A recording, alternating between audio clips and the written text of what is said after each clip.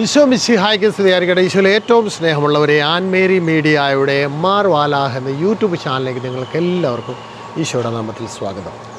എളുപ്പവഴി വചനം പഠിക്കാം കൊട്ടേഷനോടുകൂടി. ഇന്നത്തെ കൊട്ടേഷൻ വളരെ എളുപ്പത്തിൽ ഓർത്തിരിക്കാം. 12 അപ്പോസ്തലന്മാർ, അതാണ് അധ്യായം. വിശുദ്ധ മർക്കോസ് എഴുതിയ സുവിശേഷമാണ്.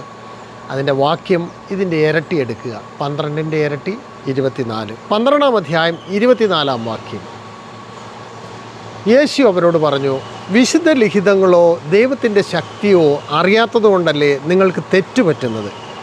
വിശുദ്ധ ലിഖിതങ്ങളോ ദൈവത്തിൻ്റെ ശക്തിയോ അറിയാത്തത് കൊണ്ടല്ലേ നിങ്ങൾക്ക് തെറ്റുപറ്റുന്നത്.